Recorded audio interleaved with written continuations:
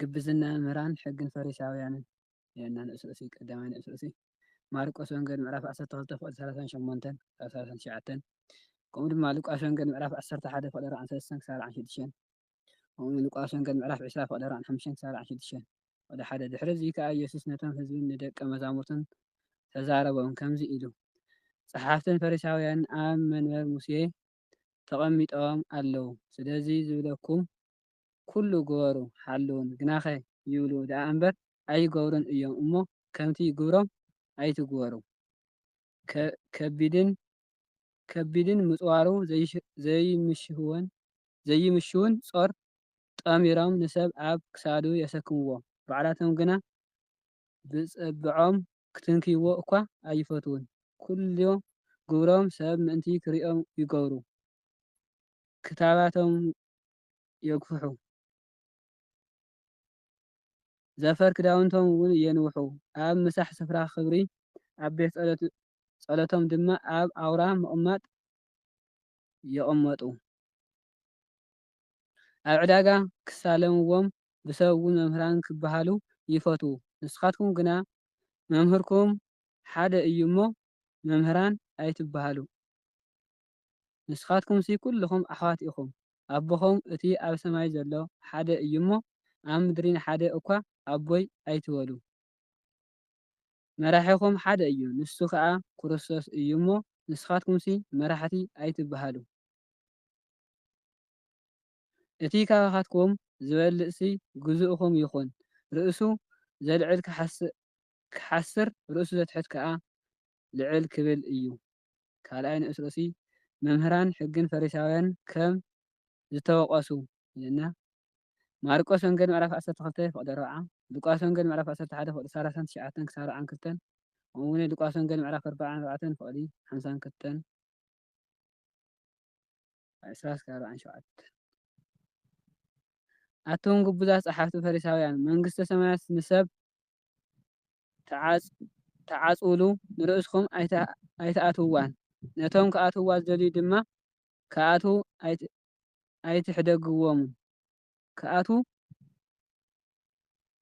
ኣይትሕደግዎምን ኢኹም እሞ ወይለኹም ኣቶም ግቡዛት ጸሓፍትን ፈሪሳውያን ቤት መበለታት ትበልዑ ንምኽንያት እውን ጸሎት ተንውሑ ኣለኹም ስለዚ ዝገደደ ፍርዲ ክትቅበሉ ኢኹም እሞ ወይለኹም ኣቶም ግቡዛት ጸሓፍትን ፈሪሳውያንን ሓደ ጴርሴሌት ክትገብሩ ባሕሪ ምድርን ትዘሩ ምስ ኮነ ከዓ ከዓበትኩም ወዲ ገሃንመ ትገብርዎ ኢኹም እሞ ወይለኹም ኣቱም ብቤተ መቕደስ ዝምሕል ድሓን እዩ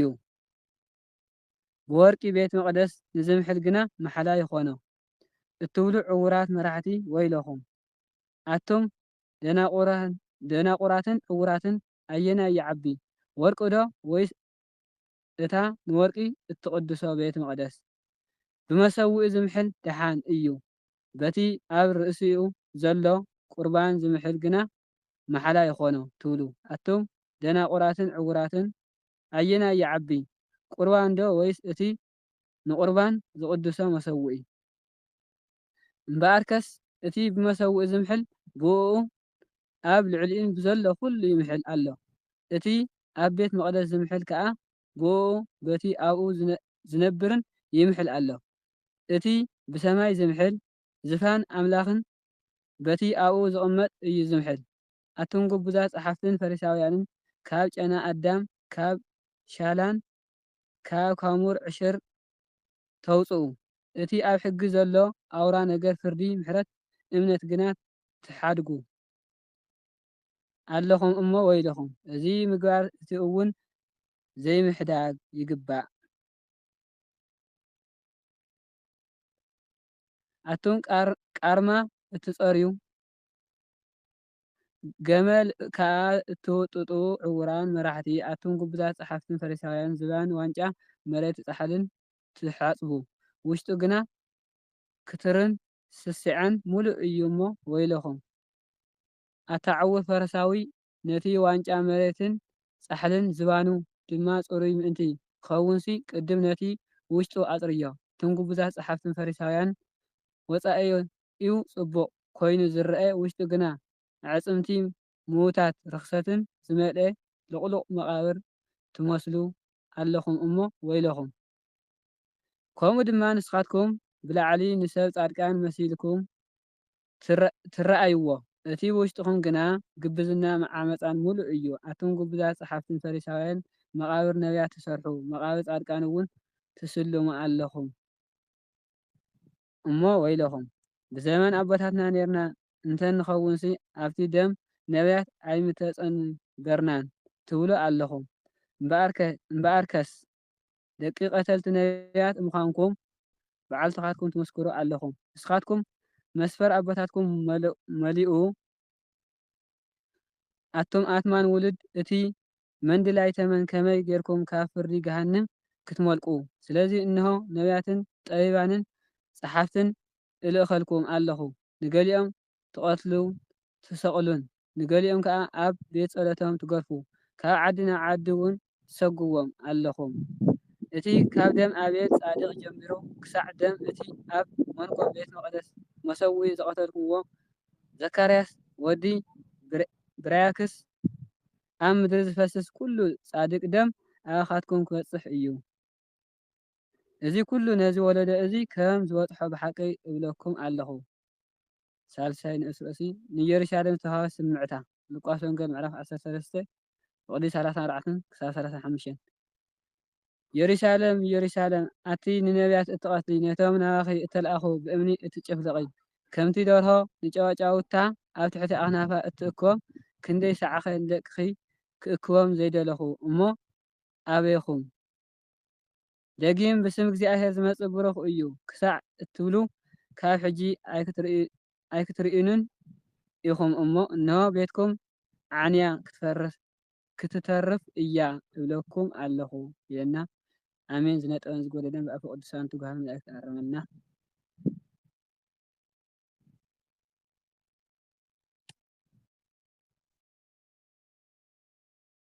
አሜን ቃል ሕይወት ያስማዕልና ስለ ቃሉ ናይ ተቃለ ባዕልየት ቅዱስ እግዚአብሔር አምላክና ስሙ ዝኸበረን ዝተመስገነን ይኹን ወንጌል ማቴዎስ ምዕራፍ 23 ንኡሳት ክፍልታት ዝሓዘት እያ ቀዳማይ ግብዝና መምሃራን ሕግን ፈሪሳውያንን ካልኣይ ንመምሃራን ሕግን ፈሪሳውያንን ዝተዋሃበ ወቀሳ ሳልሳይ ንኢየሩሳሌም ዝተዋሃበ ስምዕታ ቀዳማይ ግብዝና መምሃራን ሕግን ፈሪሳውያንን ጎይታና ኢየሱስ ክርስቶስ ኣብ ምዕራፍ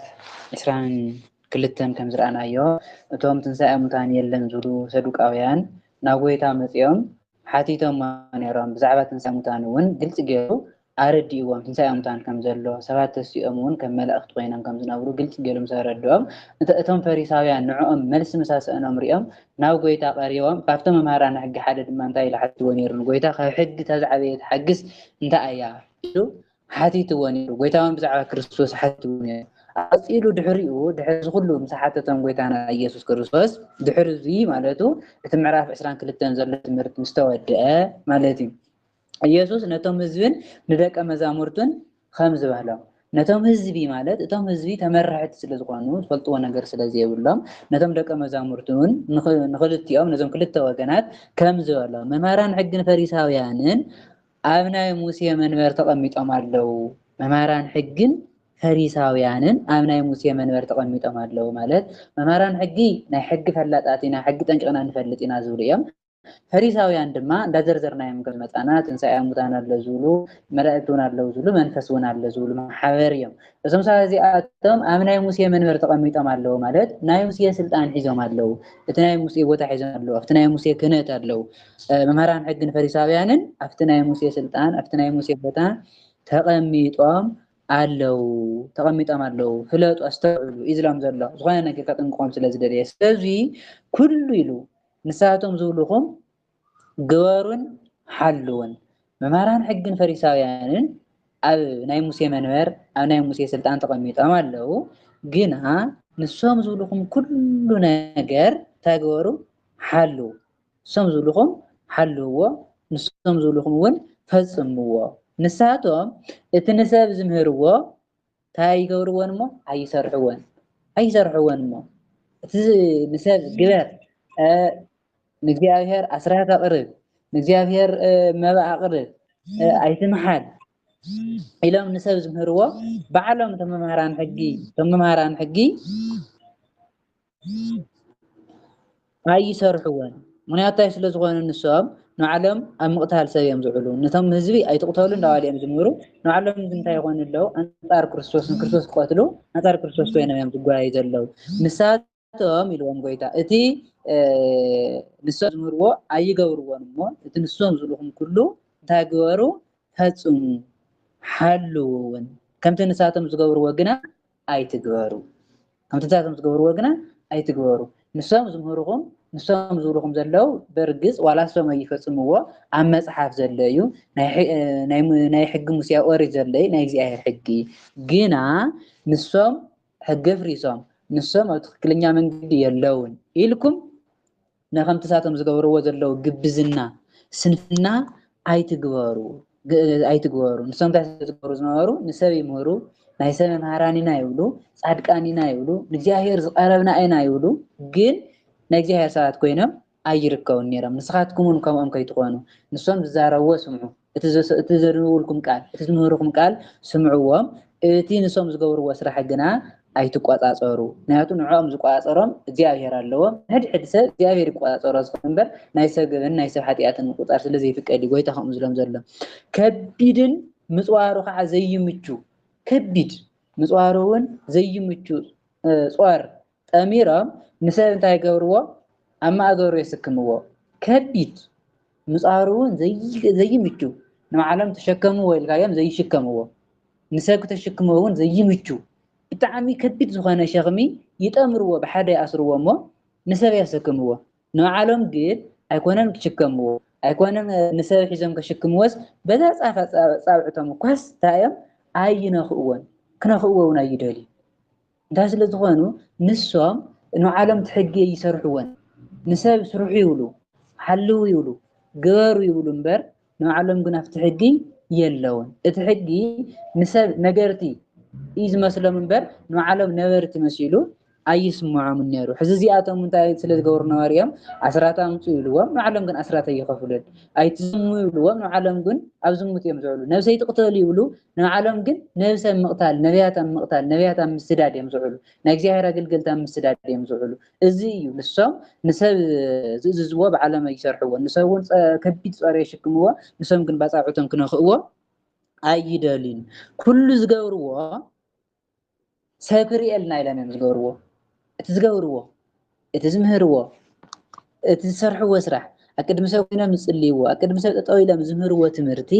ንክብሪ እግዚአብሔር ሰብ ከኣምን ሰብ ኣሚኑ ናይ እግዚአብሔር መንግስቲ ክወርስ ናይ እግዚአብሔር ቤት ከኣቱ ኢሎም ዘይኮኑ እንታይ ደኣ ሰብ ክሪኦም ኢሎም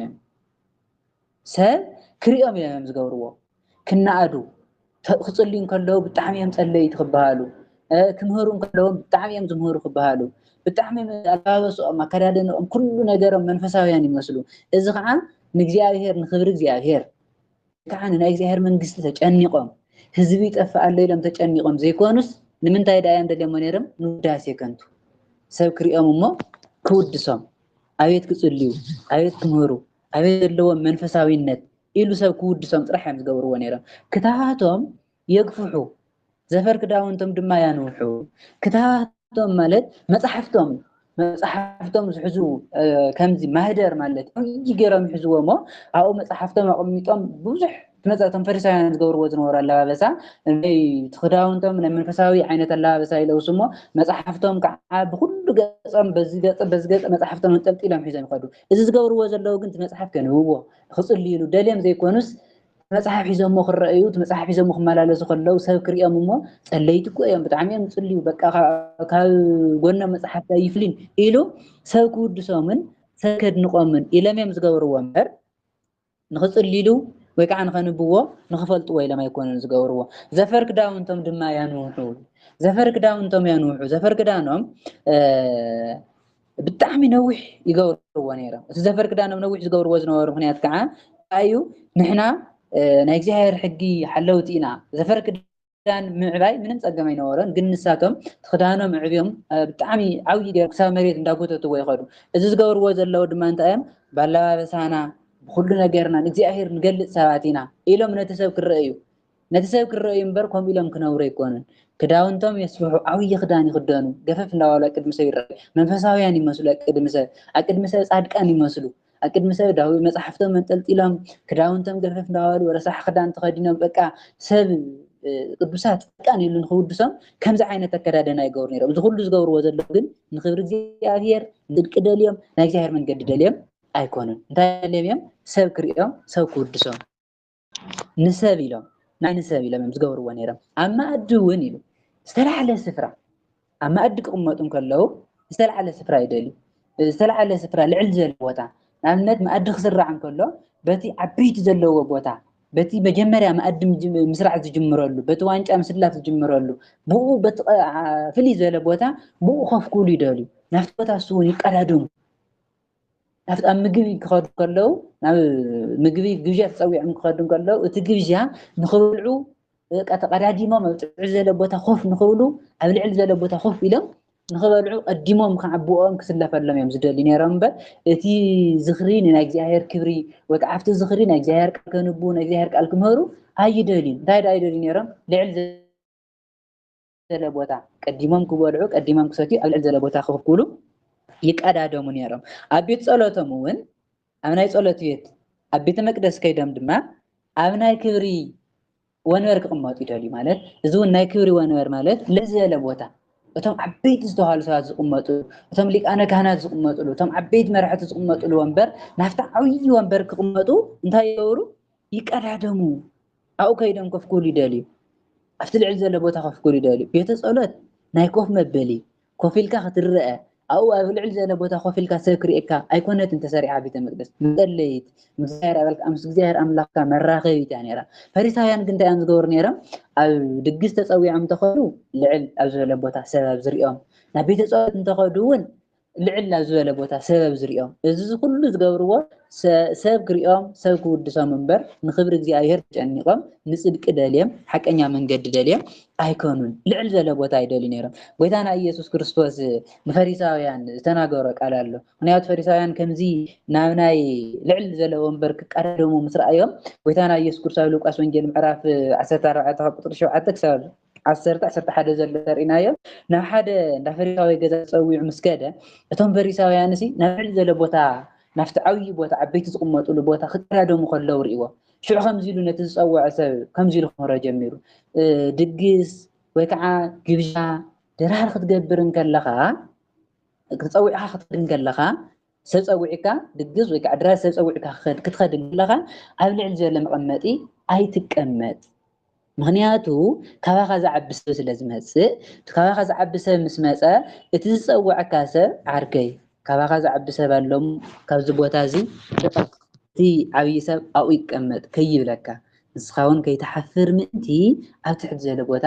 ተቐመጥ። ኣብ ትሕቲ ዝበለ ቦታ ተተቐሚጥካ ግና እቲ ዝፀውዐካ ሰብ ዓርከይ እዚ ቦታ እዚ ንዓኻ ይግባኣን ንስኻ ኣብ ልዕል ዝበለ ቦታ ተቐመጥ እንተይልካ ብክብሪ ወሲዶ ኮፍ እንተቢልካ እቶም ምሳኻ ዘለው ሰባት ኣብቶም ኣብ ቅድሚኻ ዘለው ሰባት እውን ክብሪ ትረክብ ኢሉ ጎይታና ኢየሱስ ክርስቶስ። ምክንያቱ ብክብሪ ተወሲድካ ኮፍ እንተይልካ ክብሪ ኣለካ ምስተኡ ዘሎ ሰብ እውን ብሓቂ ሰብ ዝዓብይ ሰብ ናይ እግዚኣብሔር ሰብ ኢለካ ኢሉ የኽብረካ። ኣብ ልዕል ዝበለ ቦታ ኮፍ ኢልካ ነርካ እቲ በዓል ቤት መፅኡ ንዓተስእ ኢሉ ክኸብረካ እንከሎ ግን ብጣዕሚ ክብርካ ስለ ዝቐነስ ብጣዕሚ ናብ ዘይኮነ ስምዕታ ስለ ተኣቱ ከምዚ ከይኸውን ምእንቲ ናብ ድግስ ናብ ግብዣ ክትኸዱ ከለኹም ልዕል ዝበለ ቦታ እንታይ ትገብሩ ኢሉ ጎይታና ኢየሱስ ክርስቶስ ኣይትድለዩ። ኣብ ትሕቲ ዝበለ ቦታ ተቐመጡ። እንታይ ስለ ዝረኣዩ ፈሪሳውያን ናብ ድግስ ተኸዱ ኣብ ልዕል ዝበለ ቦታ ኣብ ቤተ ፀሎት እንተኸዱ እውን ኣብ ልዕል ዝበለ ቦታ ብሓፂሩ ሰብ ዝሪኦም ቦታ ቅምጡ ይደልዩ ስለ ዝነበሩ እዮም። ኣብ ዕዳጋታት እውን ዕዳ ወሪዶም እውን ፈሪሳውያን ሓንቲ ንክብሪ እግዚኣብሔር ኢሎም ዝገብርዋ ስራሕ ኣይነበረትን። ዕዳጋ ወሪዶም እውን ሰብ ኢድ ክነስአሎም ሰላም ክብሎም መምህር ኢሉ ክፅውዖም ክስገደሎም መምሃራን ኣቦታት ሊቃውንቲ እናተባሃሉ ክስገደሎም እዮም። ኣብቲ ዕዳጋ ክኸዱ ከለዉ ክዳውንቶም እንዳጎተቱ እቲ መፅሓፍቶም ዘርጊሖም ዕዳጋ ሕዚ ናብ ዕዳጋስ ናይ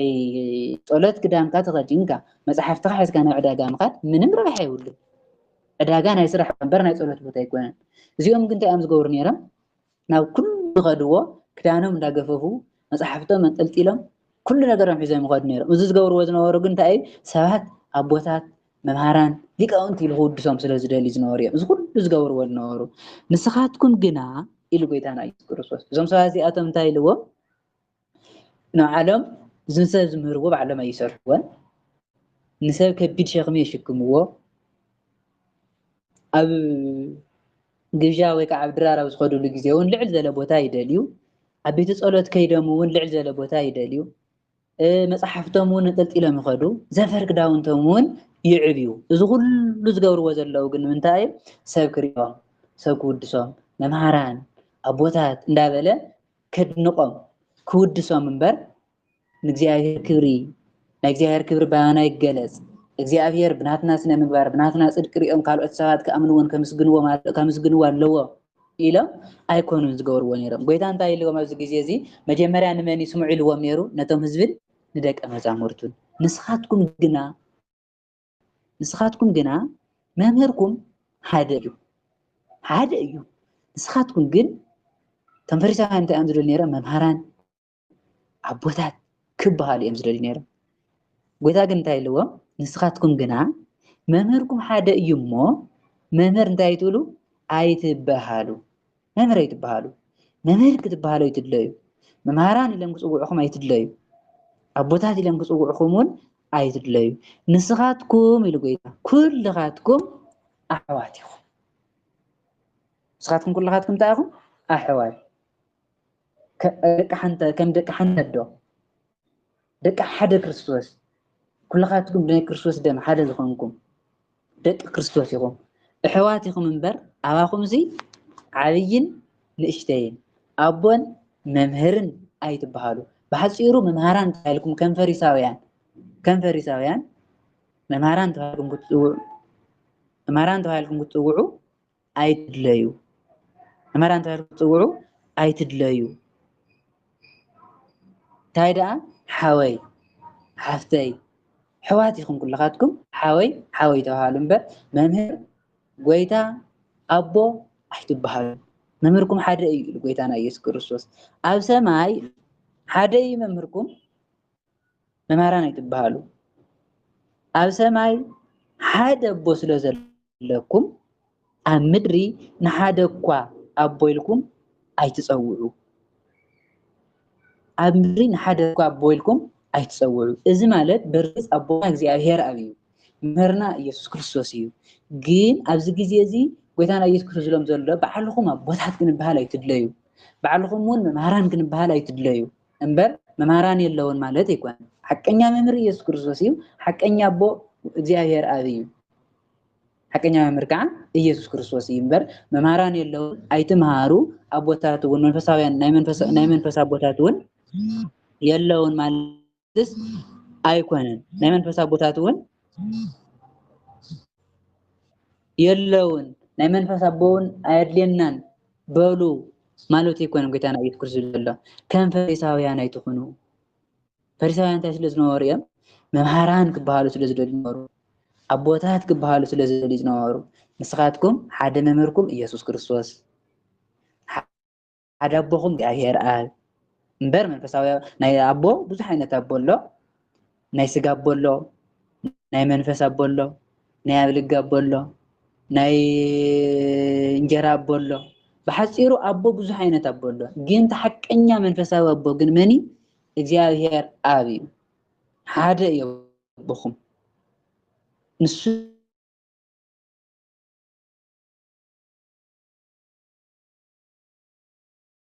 እዩ እምበር ኣቦታት ኣይትበሃሉ ኣቦ ኣይትበሉ ክብል ከለዝስ መንፈሳዊ ኣቦ ወይ ከዓ ዓብይ ኣቦ የለን ማለት እዩ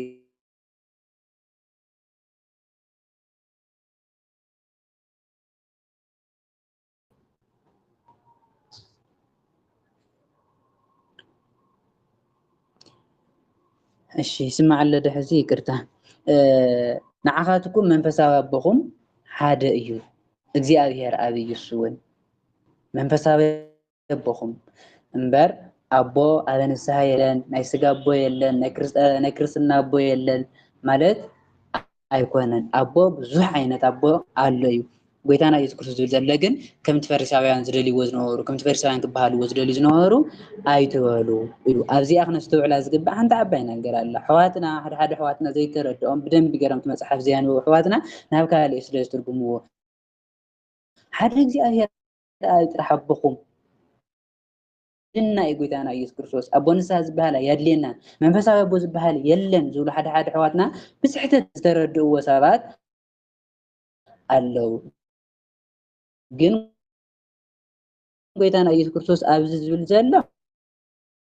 ከም ፈሪሳውያን ኣይትኾኑ እምበር መንፈሳውያን ኣቦታት ኣይኮንኩምን መንፈሳውያን መምሃራን ኣይኮንኩምን መምሃራን በሉና ኣይትበሉ እምበር መምሃራን ኢሎምኩም ምንም ኣይኮነን ኣቦታትኩም ኢና ኣቦታት በሉና ኣይትበልዎ እምበር ኣቦታትኩም ኢሎምኩም ምንም ኣይኮነን ይብል ዘሎ ጎይታና ኢየሱስ ክርስቶስ። በዓልኩም ግን ከም ፈሪሳውያን ኣይትኾኑ ፈሪሳውያን እንታይ ይብሉ ስለዝነበሩ መምሃራን በሉና ኣቦታት በሉና ይብሉ ስለዝነበሩ ጎይታኩም ይብል ነበር መንፈሳዊ ኣቦ ኣለይ መንፈሳዊ መምህር እውን ኣለይ እቲ መምህር ግን መምህር በሉኒ እቲ ኣቦ እውን ኣቦ በሉኒ ንምንታይ ኣቦ ዘይትብሉኒ ንምንታይ መምህር ዘይትብሉኒ ክብል የብሉን። ባዕሎም መምህርና መንፈሳዊ ኣቦና እዮም ኣቦና እንተኢሎሞ ፅቡቅ ሓውና እንተኢሎሞ ከዓ ዝበለፀ ከምቲ ክርስቶስ ኣሕዋት ኢኹም ዝበሎ ሓውና እንተኢሎሞ ኣቦና ዝብል እንድሕር ሓዲጎም ግን ሕማቅ ነገር ክስምዑ የብሉን ክብሩ ከስብ የብሉን ከም ፈሪሳውያን ክኸውን የብሉን ይብል ዘሎ ጎይታና ኢየሱስ ክርስቶስ እምበር ኣቦታት የለውን መምሃራን የለውን ማለት ኣይኮነን። ሊቅኩም ኢሉ ጎይታ ሓደ እዩ ሊቁ መምህርኩም ሓደ ኢሉ ነይሩ ሊቅኩም ሓደ ክርስቶስ እዩ መምህርኩም ሓደ ክርስቶስ እዩ። ንስኻትኩም እንታይ ኣይትኾኑ ሊቅ ኣይትበሃሉ ምክንያቱ ፍልጠት ዝህብ ኢየሱስ ክርስቶስ ብባህሪኡ ፈላጥ ዝኾነ ኢየሱስ ክርስቶስ እምበር ደቂ ሰባት ተማሂሮም ላዕልን ታሕትን ኢሎም ክርስቶስ ዝሃቦም ትምህርቲ እምበር ናይ ባዕሎም ኣይኮነን። ሕዚ እዚኣቶም ሊቃውንቲ መምሃራን ክበሃሉ ኣይግብኦምን። ሊቅ ክርስቶስ መምህር ክርስቶስ እንታይ ዳ እዮም ክበሃሉ ዝግብኦም ዘሎ ጎይታና ኢየሱስ ክርስቶስ ናይ እግዚኣብሔር ኣገልገልቲ ናይ ክርስቶስ ኣገልገልቲ ናይ ክርስቶስ ልኡኻት ሃዋርያት እዮም ክበሃሉ ዝግብኦም እምበር ሊቅ ኣቦ መምህር ክበሃሉ ኣይግብኦምን። ከምኡ ዘይበልኩምና ኢልኩም ከይትኩርዩ ተጠንቀቁ። ንስኻትኩም ኩልኻትኩም ኣሕዋት ኢኹም ሓወይ ሓወይ ተባሃሉ ሓወይ ሓፍተይ ተባሃሉ እምበር መምህር ዘይበለኒ ኢልኩም ክፉእ ነገር ክስማዐኩም የብሉን ኣቦይ ዘይበለኒ ኢልኩም ክፉእ ነገር ክስማዐኩም የብሉን። መምህርኩም ሓደ ኢየሱስ ክርስቶስ እዩ ኣቦኹም ድማ ሓደ እግዚኣብሔር ኣብ እዩ ኢሉ ጎይታ ኣብዚ ዝብሎ ዘሎ ናስተውዕሎ ጎይታ ዝብል ዘሎ እዚ ምክንያቱ ከምቲ ናይ ፈሪሳውያን ዝበለ ግብዝና ኣባኹም ከይርከብ ፈሪሳውያን እንታይ ዝብሉ ዝነበሩ እዮም ኣቦታት ኢና ንሕና ኢና ኣቦታትኩም ይብሉ ስለ ዝነበሩ እዮም ንሕና ኢና ሊቃውንቲ ይብሉ ስለ ዝነበሩ እዮም ንሕና ኢና መምሃራን ይብሉ ስለ ዝነበሩ ከምኡ ኣይትበሉ መምህር እየ ኣይትበል ኣቦ እየ ኣይትበል ሊቅ እየ ኣይትበል ናይ ክርስቶስ ኣገልጋሊ እየ በል ኣገልግል ሰብ መምህር ናይ ክርስቶስ ኣገልጋሊ እዩ ናይ ክርስቶስ ኣሰር ዝተኸተለ ኢሉ መምህር እንተበለካ ፀገም ይብሉ በዓልካ ግን ፈሪሳውያን በሉኒ ኢልካ ክትዛረብ የብልካን። ብሓፂሩ እዚኣ እንታይ እያ ንክብሪ ክርስቶስ ንክብሪ እግዚኣብሔር እምበር ንክብርኩም ኣይትጨነቁ ከም ፈሪሳውያን ኣይትኹኑ ኩልኻትኩም ኣሕዋት ከም ምዃንኩም ከም ኣሕዋት ተረኣዩ እምበር ዘየኽበረኒ ልዕል ዘየበለኒ ዘንጢልኒ ኢልኩም ኣይትኮርዩ ትነቃቀፉ ኣሕዋት ምዃንኩም ፈልጥኩም ከም ሕውነትኩም ነበሩ። እቲ ኢሉ ጎይታ ንባዕሉ ልዕል ዘብል ታኾኒ ክዋረድ እንታይ ዝገብር ርእሱ ልዕል ዘብል ኣኽብሩኒ ዝብል ልዕልና ዝደሊ ትዕቢት ዝደሊ ብሰብ ክናኣድ ክኸብር ዝደሊ ሰብ እንታይ ክኸውን ኢሉ ጎይታ ክዋረድ ብነብሱ ክዋረድ ኣብዚ ምድሪ እዚ ኣቦ ኣቦ ኣቦ በሉኒ እንተይሉ ኣቦ ኣቦ ተተባሃለ መምህር መምህር እንተተባሃለ ናይ መምህርነት ስራሕ እንተዘይተረኺብዎ ናይ ኣቦነት ስራሕ እንተዘይተረኺብዎ ኣቦ ስለ ዝተባሃለ ኣቦ ኮይኑ ክርከብ ይኽእልን ኣቦ ኮንካ ምርካብ እምበር ኣቦ ምብሃል ቁም ነገር ስለዘየብሉ እዩ መምህር ኮንካ ምርካብ እምበር መምህር ምዃን ቁም ነገር ስለዘየብሉ እዩ ሕዞን ጎይታና ኢየሱስ ክርስቶስ እቶም ርእሶም ልዕል ዘብሉ ልዕል ዘለ ቦታ ዝደልዩ ዓብይ ቦታ ክቕመጡ ዝደልዩ ሰባት ክዋረዱ እዮም ኣብዚ ምድሪ እዚ ክኸብሩ ዝደልዩ ሰባት ኣብ ሰማይ ክፍሊ የብሎምን እቲ ንባዕሉ ዘትሕት ግና ኢሉ ጎይታ ኣይፈልጥን ፍልጠተይ ክርስቶስ ዝሃበኒ ኩሉ ናይ ክርስቶስ ኣነ ምንም የብለይ ከምቲ ቅዱስ ጳውሎስ ዝበሎ ኣነ እዚ ብናይ ክርስቶስ ሂወት ይነብር ኣለኹ እምበር ሂወት የብለይ ቅዱስ ጳውሎስ ኩሉ ፍልጠተይ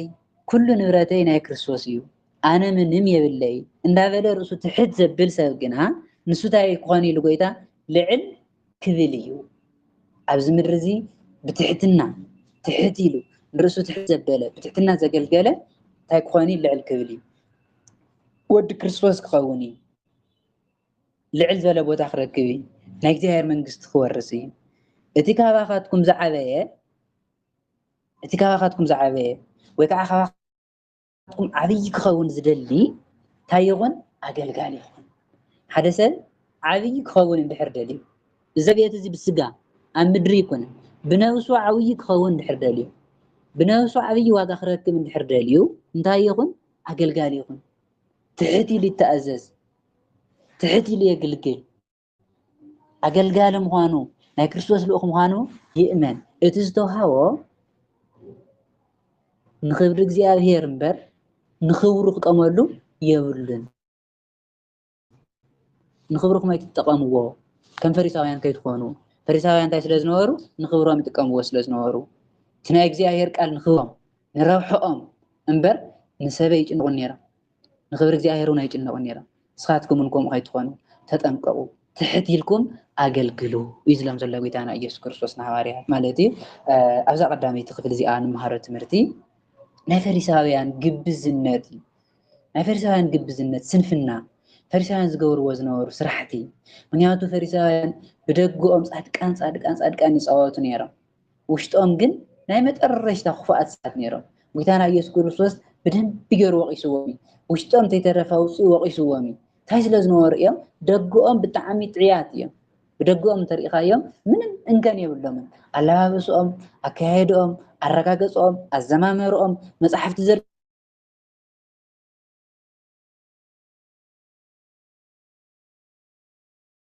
ስላሴ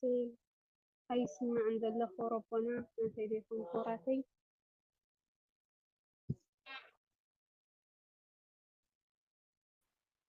ኣብ ኩላትና ውርታ ሓፍትና መምህርና ዋፅኦም ድማ የዋሃድ እንጢርዎ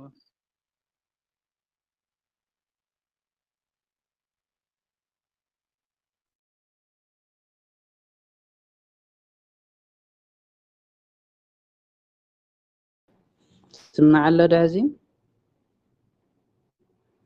أوي سمع الله ربنا ماشي ናብዚ ናይ ፈሪሳውያን ዘቀዳመይቲ ነገር ዓብይ ነገር ንምሃሮ ናይ ፈሪሳውያን ስንፍና እዩ ፈሪሳውያን ዝነበሮም ስንፍና ደግኦም ጻድቃን ይመስሉ ነይሮም ውሽጦም ግን ንክብሮም ንረብሕኦም ዝጓያዩ ሰባት ከም ዝነበሩ ጎይታና ኢየሱስ ክርስቶስ እንታይ ኢልዎም ነቶም ሰባት ተጠንቀቁ ስምዑ ኣስተውዕሉ እዮም ጎይታ ስምዑ ጥራሕ ይበሎም ስምዑ እውን ኣስተውዕሉ ንሕና አሁን كنسمعن كنستوعب يجبان እግዚአብሔር ቃል ክንማር ከለና ሰሚዕና ምሕላፍ ይኮነን ሰሚዕና ምስተዋዓሊ ናይ ህይወትና መቅያር ምትግባሪ ፈሪሳውያን ከም ዝነሮም ፈሪሳውያን ከም ዝዮም ኢልና ንትራኽ ንዓና ምን ረብሓ ይውልን ንሕና ከመይ ኣለና ምስ ናይ ፈሪሳውያን ህይወት ዝመስል እንታይ ዓይነት ህይወት ኣለና ወይስ ናይ ሃዋርያት ዝመስል ህይወት እዩ ዘለና ወይስ ክርስቶስ ናይ ሃዋርያት ዝኣዘዞም ህይወት ኢና ንነብር ኩላትና ዓልትና ክንምርምር ናብ በዓልና ናይ ህይወትና ክንትርጉም ኣለና እምበር ምስማዕ ምትራኽ ምንም ረብሓ ይውልን ፈሪሳውያን እውን የንቡ ይትርኹ የንቡ እዮም ነይሮም ምንም ኣይተጠቀሞምን ሰብ ዝተምሃሮን ሰምዖን ናብ ህይወቱ ክቕር ኣለዎ እቲ ሕማቕ ነገር ኣብኡ እንታይ እኒሄኒ ኣነስ ምስቲ ናይ ሰነፋት ሰባት ዘራኸብ እንታይ እኒሄኒ እንታይ ዓይነት ስንፍና ኣለኒ ኢሉ እንተሃልዩ እውን ስንፍና ምቕራብ እንተዘይልይዎ ከዓ በትፅቡቅ ገብሩ ምቕፃል ስለ ዝኾነ ተዓብይ ነገር ትምረና ፈሪሳውያን ስንፍና ፈሪሳውያን ዝገብርዎ ዝነበሩ ነገር ድማ ቀዳማይ ነገር ንሰብ ከቢድ ስርዓት ይሰርዑ ከቢድ ሕጊ ይሕግጉ ንባዕሎም ግን ኣይገብርዎን ኣይጥንቀቁልን ካልኣይ ኣብ ድግስ ኣብ ዝኾነ ቦታ ክፅውዑ ከለው ልዕል ዝበለ ቦታ ይደልዩ ነይሮም ኣብ ቤተ ፀሎት ከይዶም እውን ከምኡ መፅሓፍቶም አንጠልጢሎም ክዳውንቶም ዘፈሮም አንዊሖም እዚ ኩሉ ይገብሩ ነይሮም እዚ ኩሉ ዝገብርዎ ዝነበሩ ንክብሪ እግዚኣብሔር ዘይኮነስ ንክብሮም ኢሎም ከም ዝኾኑ ሰባት ክንእድዎምን ሰባት ከምስግንዎም ደልዮም ይገብርዎ ከም ዝነበሩ እና ንሕና እውን ንክብርና ክንጭነቕ የብልናን ብሓፂሩ ሰባት ዘንጢሎምና ሰባት ዘኽበሩና ከምዚ ኢሎምና ክንብል የብልና ኩሉ ሰብ ብክርስቶስ ሓዊ ተባሂሉ ጎይታና ኢየሱስ ክርስቶስ ባዕሉ ከም ኢሉ ኣሕዋትኩም ሓዊ ተባሃሉ እቲ ዓብይ ሓዊ ዝቐርብኮ ሓዊ ዝቐረበ ሓዊ ኢልካ ክትቆዕ ከለካ ብርግፅ ብእምነት ኮነ ናይ ክርስቶስ ምዃንካ የረጋግፀልካ حاوي تهايلي سكتوا عزقوا أمبر زي خبرني زنتيلني كلا زي بلني إلكا مزراوزي هيمانوتاوي زي كونس نايفريساويان سرعة نايفريساويان حقن مخان فليتنا خازن ነገር ዝኹን ቁጠብ ከም ዘለና ያትመረና ጎይታና ኢየሱስ ክርስቶስ መምህርና ኢየሱስ ክርስቶስ አቦና እግዚአብሔር አብ አቦና እግዚአብሔር አብ እዚ ክንብለና ግን መምህራን የለውን አቦታት የለውን ማለት አይኮነን እቲ ሐቀኛ መንፈሳዊ አቦና እግዚአብሔር አብ ሐቀኛ መምህርና ጎይታና ኢየሱስ ክርስቶስ እንበር ናይ ክርስቶስ ልኡኻት መምህራን አለው ናይ ክርስቶስ ልኡኻት አቦታቱን አለው ግን ዘማ አቦታት እዚአቶም ነተማ አቦታት ተዋሂቦም ዘለ ትእዛዝ እዚ እቶም አቦታት ወሉና እቶም መምህራን እውን መምህራን ወሉና ክብሉ የብሎምን ይዝል ዘሎ ጎይታና ኢየሱስ ክርስቶስ ሳልሳይ ንመሃሮ ነገር ድማ እዚ ንርእሱ ትሕት ዘበለ ልዕል ይብል ኢሉ ጎይታና ኢየሱስ ክርስቶስ ትሕት ኣብዚ ምድሪ እዚ ርእሱ ዘዋረደ ኣብዚ ምድሪ እዚ ምእንቲ ስም ክርስቶስ መከራ ዝተቀበለ ኣብዚ ምድሪ እዚ ምእንቲ ስም ክርስቶስ ዝተሰደደ ኣብ ሰማይ ዓብይ ክብሪ ኣለዎ እግዚአብሔር መንግስቲ ከም ዝወርስ ኣብ ሰማይ ዓብይ ክኸውን ዝደሊ ድማ እንታይ ይኹን ኢሉ ጎይታና ኢየሱስ ክርስቶስ ኣገልጋሊ ይኹን ኢሉ ናውን ኩራን ሕዋት ኣብ ናይ እግዚአብሔር መንግስቲ ዓበይቲ ናይ እግዚአብሔር መንግስቲ ወረስቲ ክንከውን እንድሕር ደሊና ትሕት ኢልና ንሕዋትና ንኩሎም ክነግልግሎምን ክንፈትዎምን ክነፍቅሮምን ከም ዘለና ምክንያቱ ኣብታ ዝተሓልፍ መንግስቱ ዓበይቲ ኮይንና ምእንቲ ክንርከብ ማለት እዩ ሳልሰይቲ ካልአይቲ ክፍሊ መምህራን ሕግን ፈሪሳውያንን ከም ዝተወቀሱ ጎይታና ኢየሱስ ክርስቶስ ነቶም ህዝቢ ናይ ፈሪሳውያን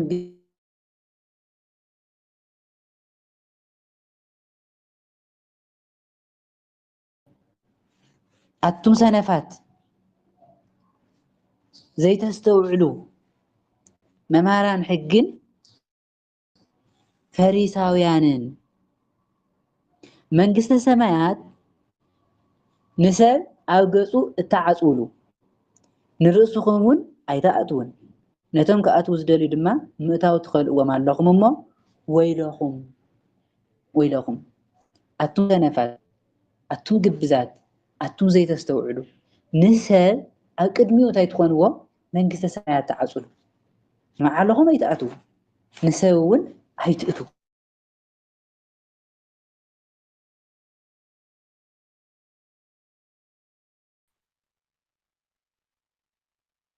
كل نادي أن يسمعنا ولا سمعني هذا يسمع لي سلاسي كلنا أي سنان الله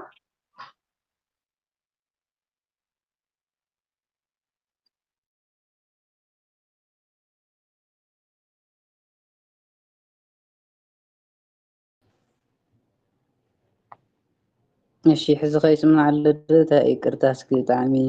ረብሽና يسمع لي كان እግዚአብሔር ይሁን እግዚአብሔር ይገስጽ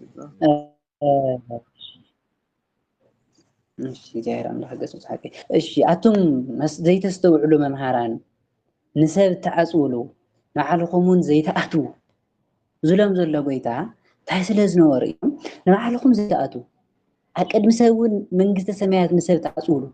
እቲ ሰብ ዝጸድቀሉ መንገዲ እቲ ሐቀኛ ዝኾነ እግዚአብሔር መንገዲ ዘይትምህሩ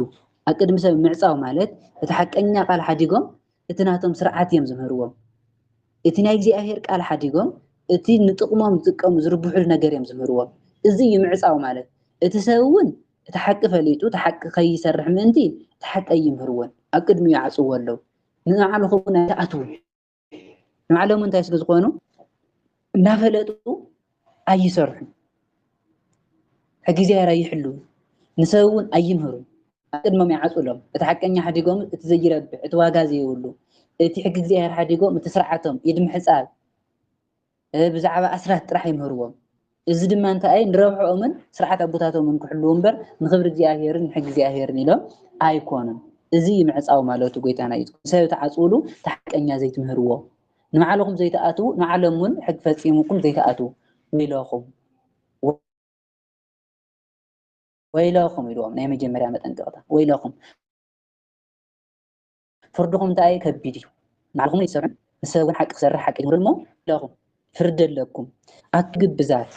ካልኣይ መጠንቀቕታ ኣቱም ግብዛት ኢልዎም ጎይታ ኣቱም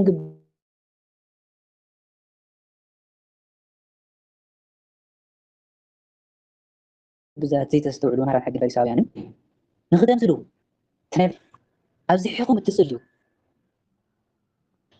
ኣቱም ግብዛት መምህራን ሕግን ፈሪሳውያንን ንኽተምስሉ ኣብዚሕኹም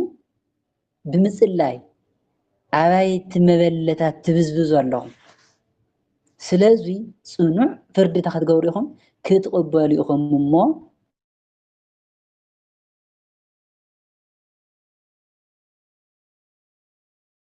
ወይለኹም እንታይ ስለ ዝኾነ እዮም ክምስሉ ልቦም ከዲእ ኣፎም ቅድስና ዘይብሉ ናብራ ዝነብሩ ማለት እዩ። ኣከዳድንኦም፣ ኣለባበስኦም፣ ኣዘማምሮኦም፣ ናብ ቤተ እግዚኣብሔር ኣመላለስኦም ቅዱሳት እዮም ዝመስሉ፣ ፀለይቲ እዮም ዝመስሉ፣ ንፁሃት እዮም ዝመስሉ። እዚ ኩሉ ግን እንታይ ምምሳል ጎይታ እንታይ ኢልዎም ክትተምስሉ ንምምሳል እዚ ኩሉ ዝገብርዎ ዘለዉ እንታይ ንክመስሉ መንፈሳውያን ክመስሉ መምህራን ክመስሉ ዓበይቲ ክመስሉ ዝገብርዎ ዝነበሩ ስራሕቲ እምበር ዓበይቲ ኮይኖም ኣይርከቡሉን ነይሮም። እቲ ዝፅልይዎ ፀሎት ልባዊ ፀሎት ኣይነበረን። እቲ ዝመላለስዎ ዝነበሩ ምምልላስ ንረብሖም እምበር ንክብሪ እግዚኣብሔር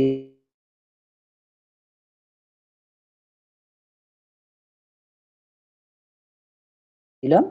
ኣይነበረን። ፀሎት ብምንውሓኹም ኣባይቲ መብለታት ትብዝብዙ እንታይ ናተይ ጥራሕ ድዩ ዝርብሽ ዘሎ ከመይ እዩ?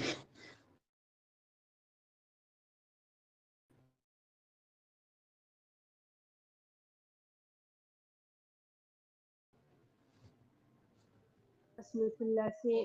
أولا كم ربنا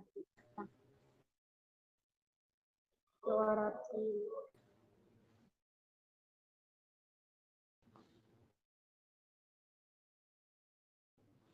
سمع له دحزي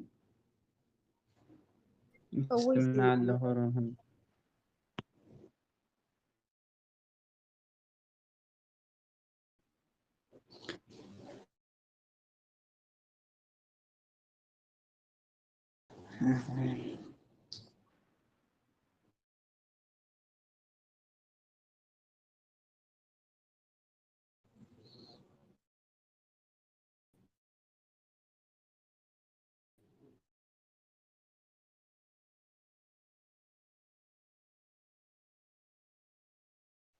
ስላሴ እዚ ሁኔታ ስምናን ዘለኹም ከሆነ ህድና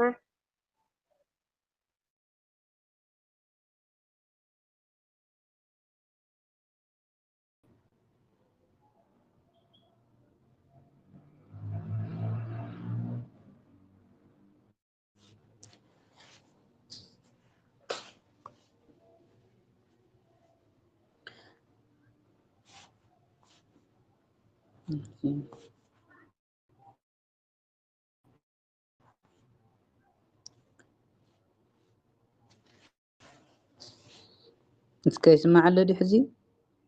هو حبيبي معنا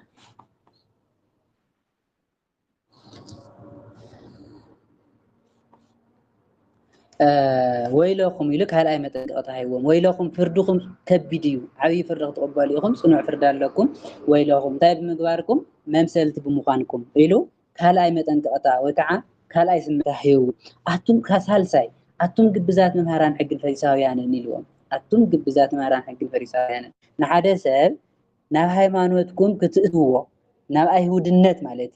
أيهود نخجبروه بحرن مدرن يبسن እትዞሩ ናብ ባሕርታት ናብ ጀልባታት እንዳኸዱ ናብ የብስታት ምድር በረኻታት እንዳኸዱ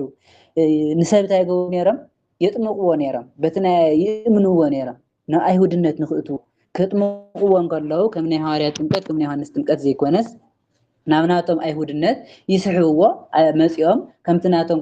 ሕጊ ኣይሁድ ይግረዝ ኣይሁዳዊ ይኸውን ናብ ኣይሁድነት ከም ዝገይሮም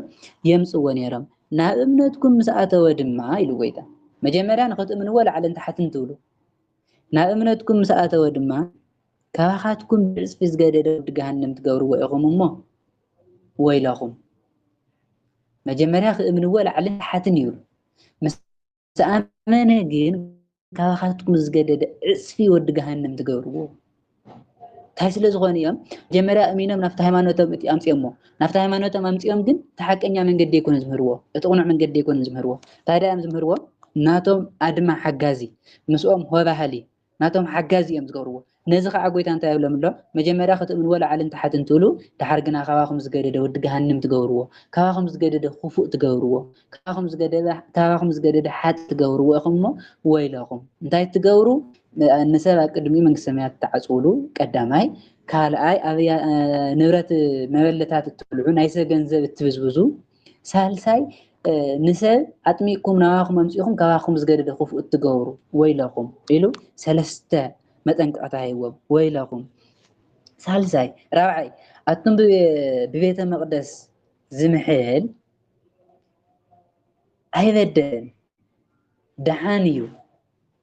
بورك بيت المقدس زمحيل جنا بمحالو يتحز التولو عورات مرحتي ويلهم يروم قيتانا يسكر فريساوያን ዝገብሩ ወዝነበሩ ስንፍና በጣም ዝገርም ምክንያቱም እንታይ ይብሉ ነይሮም በቤተ መቅደስ በትነ እግዚአብሔር ቤተ መቅደስ ምምሓል ምንም ጸገም የውልን ምንም ዘምጾ ጸገም የለይ በወርቅ ቤተ መቅደስ ምምሓል ግን ከቢድ እዩ የትሕዘካ እዩ ይብልዎም ነይሮም ንምንታይ ኣነ ዝኸም ዝብልዎም ዘለው ካብቲ ቤተ መቅደስስ እቲ መስዋዕት እቲ ቤተ መቅደስ ዝመጽእ ዘሎ ኣሳት ኩሉ የኽብርዎ ኣለው ልዕል ይብልዎ ኣለው ከምጽየ ኢሉ ከየትርፍ ምንቲ ተሳኢሎም እንት ከየትርፍ ከምዝ ትገብሩ ወይለኹም ነቲ በቤተ መቅደስ እንተምሒሉ ጸገም ይውልን በቲ መባእ ከምጽየ ኢሉ መባኣት እንድሕር ሕዲጉ ግን እዚ ይጥይቆ እዩ እትብሉ ዕውራት መራሕቲ ወይለኹም ዘይትሪኡ ዳሰስ እናበልኩም ትኸዱ ሓቀኛ መንገዲ ዘይትፈልጡ ዕውራት መራሕቲ ويلهم يلوم قيتانا إيسوس كريستوس نتاي سلزوان إياه نتي بيت المقدس تايجيرهم اللو أركيسهم نتي نبي بيت المقدس جنزب جن أخبرهم نسو تاي سلزوانو سلز تكملو سام انتو نعو فريح خمس نعو نسو كاو تخرب بحي نتي بيت المقدس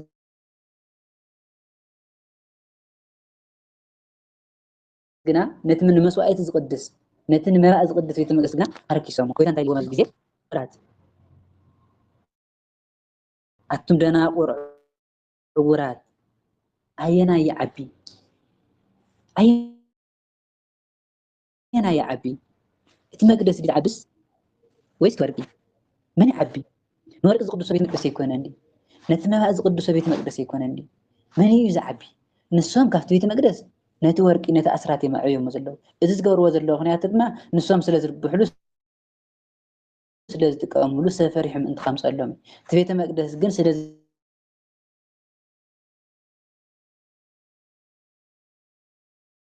زي رقوانا اجزاء حدر سلاز وانا نجزاء كبر نعوم منهم سلاز يكون بيت مقدس ما حكوا سدنا لكم ترحب اثبتي ورك بيت مقدس محل يقولون يا ويدا انت اليوم عورات من يزعبي بيت مقدس يزعبي بيت مقدس ينتورك بيت مقدس قدسو بيت مقدس نتمسوا عتن كله قدسو بيت مقدس يو ابز زي جور سلاز نورو سنفا عورات زي تستوعلو اليوم قيتانا يسوع كريستوس حمشيتي مالتي بمسوئ محاله هي قصراني منم صقم يولد بتمسوئ تمحالك منم صقم يولد بتي قبل علي زله مسوئات زمحل جنا محلا يكونوا بمت مسوئات تمحلكم صقم يولد منم زطيقكم ነገር يولد بتي مسوئاتي تزسوا بتي ما اندحر محلكم جنا محلا قصركم እግዚአብሔር كحتكم እግዚአብሔር ክፈርደኩም ይብሉዎም ነቶም ሰባት እዚ እንታይ ኣም ዝገብሩ ዘለው ካፍቲ መስውኢስ ካፍቲ ቤተ መቅደስስ እትና ቤተ መቅደስ ዝእትዎ የኽብርዎ ኣለው እዚ ዝገብርዎ ዘለው ግን ኣሶም ካብኡ ስለ ዝርብሑ እዩ ካብኡ ስለ ዝትርፉ ሰብ ምን ተፈሪሑ ሁሉ ኣምፀሎም ስለ ዝደሊ እዩ ኣቱም ደናቁር ዕውራት ኣየና ይዓቢ ኢልዎም ጎይታ ኣቱም ደናቁር ዕውራት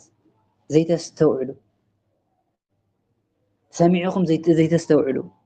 ዘይትሪኡ ኣየና ይዓቢ መስዋዕት ዶ ወይስ እቲ ንመስዋዕት ዝቅድሶ መስውኢ ንመስዋዕት ዝቅድሶ እምበር መስዋዕት ኣይኮነ ንመስዋዕት ዝቅድሶ መን ይዝዓቢ መስኡ ዶ ኣይኮነ ዝዓቢ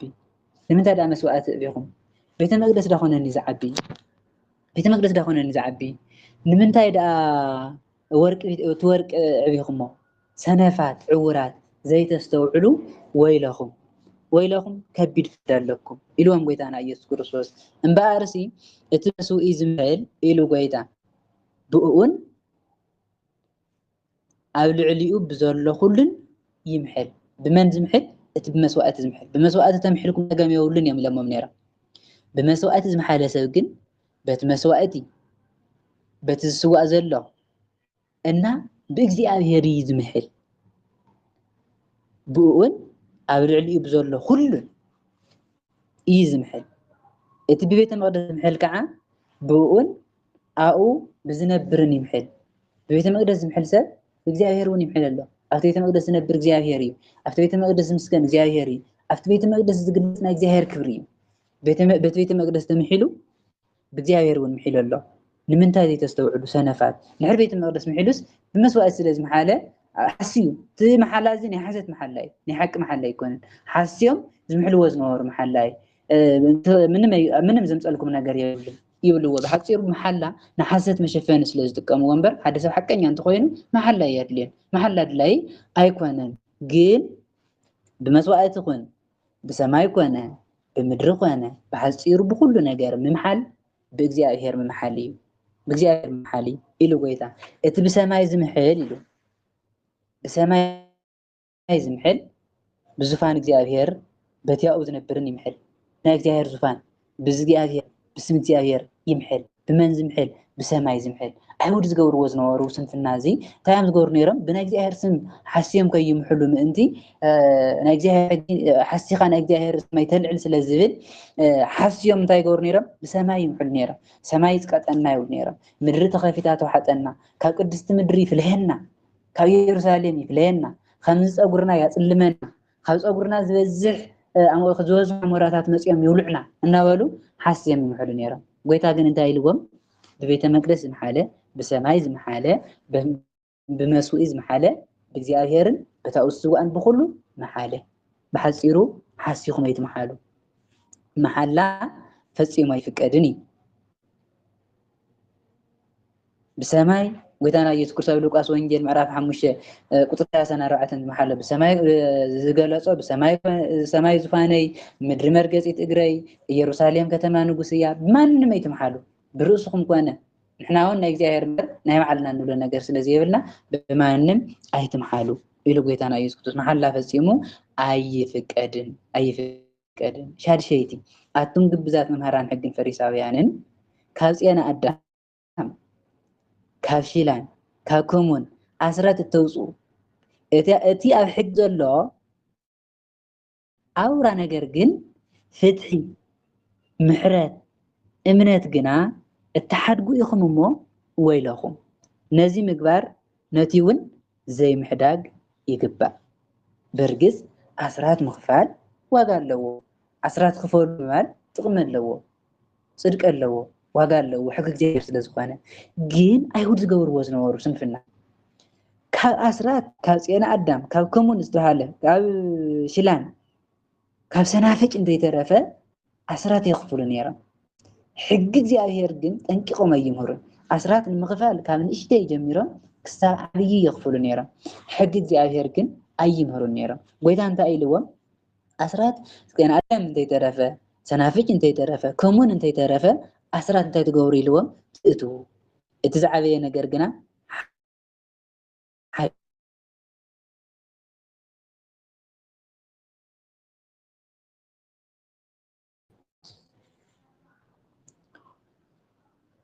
እሺ እስኪ እግዚአብሔር አምላክ በዓል ያስተካክለልና በጣም ያሸግርናኒ ነዚ ምግባርኩ ጽቡቅ እዩ ነትውን ክትገብርዎ ኣለኩም አስራት ምኽፋልኩም ጽየና አዳም እውን አስራት ምጽማልኩም ጽቡቅ እዩ ይኽፈሉ ሰናይ ግን ተዓብይ ዝኾነ መሰረታዊ ነገር ሓዲኩሞ እምነት የብሎምን ፍትሒ የብሎምን ምሕረት የብሎምን ሕጊ ኦሪት እውን አይምሃርኩሞምን አይሕልውን እቲ ዝዓበየ ነገር መሰረታዊ ነገር ቀዳማይ ክፈልጦ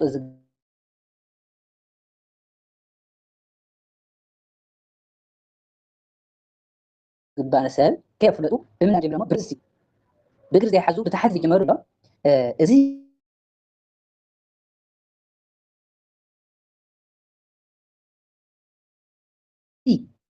صبوا جورو قلت عادي نقدر ننتهي تحدي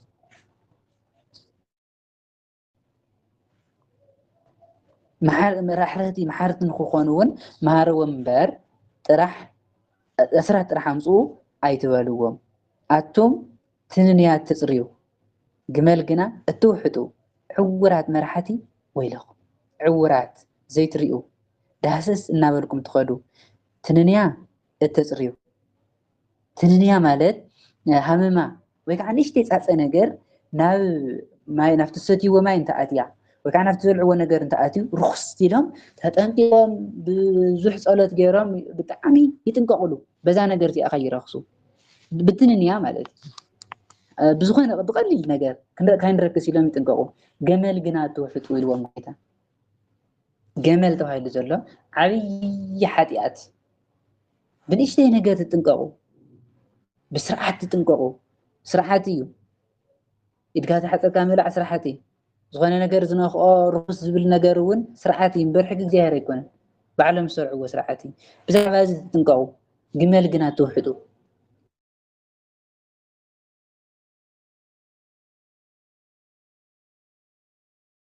ግመል ናይ እግዚኣብሔር ሕግና እትፍርሱ ናይ እግዚኣብሔር ሕግና ዘይትመሩ ናይ እግዚኣብሔር ሕግና ዘይትሕልው ኣብቶም ዕውራት ከቢድ እዩ ፅኑዕ ፍርዲ ኣለኩም حقኛ ማራን ስለ ዘይኮንኩም ትክክለኛ ስለ ዘይትመሩ ዕውራት ስለ ዝኾንኩም ኢልዎም ጎይታና ኢየሱስ ክርስቶስ ሻውዒቲ ኣቱም ግብዛት መምህራን ሕግን ፈሪሳውያንን ኣብ ውሽጡ ከትርን ስስዕን መሊኡ እንተሎ ንፅዋእን ንፃሕልን ላዓሊ ላዓሊኡ እትሓፁ ወይለኹም ኣብ ውሽጡ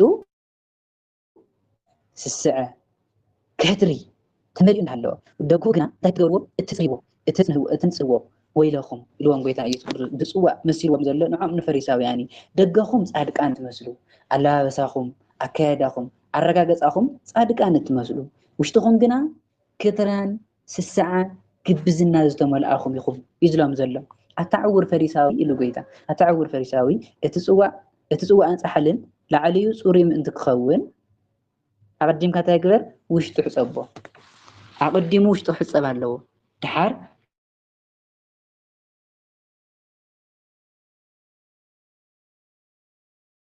ደገ ሕፀብ ኣለዎ ሕጂ መንስኻትኩም መንፈሳውያን ንጹሃት መሲልኩም ቅድሚ ረኣኩም ብልብኩም እንታይ ኮይኑ ዘምተሎ ጎይታና ኢየሱስ ድሕሪኡ ደገኹም እውን እቲ ብውሽጥኹም ዘሎ ብደገኹም ተገለፅኩምዎ ፀገም የብሉን እምበር ውሽጥኹም ካሊእ ደገኹም ካሊእ እዚ ኣይትኹኑ ብምሳሌ መስሉ ብፅዋዕ ዝምስሎም ዘሎ ናይ ፈሪሳውያን ልቢ እዩ ልብኹም ዘያንፀኹም ኣለባበሳኹም ኣከዳድናኹም ኣረጋገፃኹም ኣይተስተውሉ መጀመርያኹም ልብኹም ኣንፅኡ ድሕሪኡ ድማ ብደገኹም ይገለፅ ይዝሎም ዘሎ ሻምነይቲ ኣቱም ግብዛት መምህራን ሕግን ፈሪሳውያንን ብወፃኢ ፃድቕ ኮይኖም ዝረኣዩ ውሽጦም ግና ዝበስበሰ ኣዕፅምትን ርኩስ ነገር ዝመልኡ መቃብራት እትመስሉ ወይለኹም ካልኣይ ምሳሌ መሲሉ ኣሎ ብደግኦም ፅቡቃት ደስ በሃልቲ ብእምነበረድ ተሃኒፆም ቀለም ተቐሊሞም ብደንቢ ክትሪኦም ከለካ ዕምባባ ወዲቁዎም ደስ በሃልቲ መቃብራት ውሽጦም ከፊትካ እንተሪኢኻዮም ግና ዕፅምትን ዝበስበሰ ስጋን ዝመልአ እዩ ንስኻትኩም እውን ይዞም ዘሎ ጎይታና ኢየሱስ ክርስቶስ ብደገኹም ኣለባበሳኹም ኣካያድኩም መንፈሳውያን ምምሳልኩም ብጣዕሚ ፅሩይን ንፁህን ደስ በሃሊ እዩ ኣብ ማዕሪኻ ክትሪኦም ከለካ ፈሪሳውያን እንከን ይብሎምን ብጣዕሚ እዮም በቃ ኣለባበሶም መዘራረቦም ሃይማኖታውያን እዮም ዝመስሉ ስርሖም ግን ዜሮ ግልፅ ኣቢካ እንተሪኢኻዮም ግና ከምቲ እቲ መቃብር ውሽጡ ክፍት ኣቢካ እንተሪኢኻዮ ዕፅምትን ዝበስበሰ ስጋን ዘለዎ ንስኻትኩም ውሽጥኹም ከምኡ እዩ ዝሎም ዘሎ ጎይታና ኢየሱስ ክርስቶስ ከምኡ ድማ ንስኻትኩም ብላዕሊ ፃድቃን መሲልኩም ትረኣዩ ውሽጥኹም ግና ኢልዎም ጎይታ ግብዝናን ዓመፅን ዝመልአ እዩ ብደገኹም ንጹሃት ፃድቃን ፍሉያት መሲልኩም ትረኣዩ ብውሽጥኹም ግና ግብዝናን ዓመፅን ስንፍናን ዝተመልአኹም ኢኹም ወይለኹም ክልተ ምሳሌ መሲልሎም ብፃሕሊ ልብኹም ኣንፅሁ መቃብር እውን መቃብር ብደጉ ፅቡቅ ኮይኑ ይርአ ውሽጡ ክፊትካ እንተሪኢኻዮ ግና ዕፅምቲ ዝመልአ እዩ ንስኻትኩም እውን ውሽጥኹም ምንም የብልኩምን ውሽጥኹም እዚ ግብዝና ዓመፅ ኣድልዎ ዝተመልኣኹም ኢኹም ኢልዎም ጎይታና ኢየሱስ ክርስቶስ ታሽዒቲ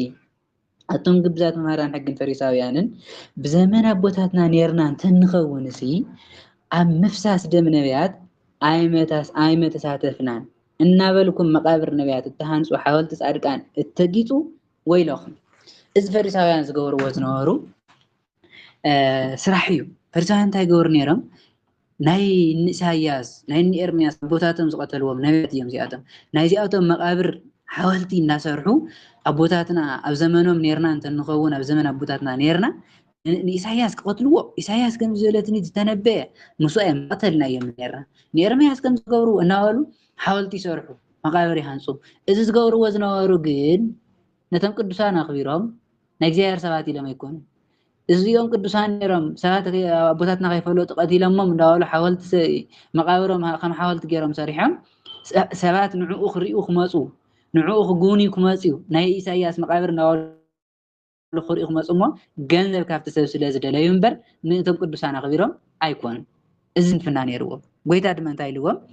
ወይለኹም ኢልዎም ኣቶም ግብዛት እዚ ትገብርዎ ዘለኹም ከፍርደኩም እዩ መቃብር ህንጹ እተጊጹ ኣብ ዘመን ኣቦታትና ነርና ተንኸውን ኣይመቀተልናዮምን ነቢያት ኣይመቀተልናን ኣብ ዘመኖም ዘለው ነቢያት ንዮሃንስ ቀቲሎም እዮም ንክርስቶስ እውን ያሳድድዎ ኣለው ንሐዋርያት እውን መሳድድቲ እዮም ግን እቶም ዝሓለፉ ግን ኣይመቀተልናዮምን ነርና እናበሉ ብስሞም እንታይ ይገብሩ ነይሮም ይሽቅጡ ነይሮም መሸቀጥ ይገብርዎም ነይሮም በዚ ከዓ ጎይታ ወይለኹም ኢልዎም እምበኣር እስኪ ደቂ ቀተልቲ ነቢያት ምዃንኩም በዓልትኩም ትምስክሩ ኣለኹም ኣቦታትና ኣብ ዘመኖም ነርና እንተንኸውን ኣብ ደም ነቢያት ኣይማእተናን ነርና ኢልኩም ትምስክሩ ኣለኹም ባዕልኹም ናይ ቀተልቲ ነቢያት ደቂ ምዃንኩም ሲ ባዕልኹም ትምስክሩ ኣለኹም ንስኻትኩም እውን ኢልዎም ጎይታ መስፈርቲ ኣቦታትኩም እንታይ ገበሩ ምልኡ ኣቦታትኩም ዘይወድእዎ ስራሕ ንስኻትኩም እውን ወድእዎ ኣቦታትኩም ኣብ ዘመኖም ነቢያት ቀቲሎም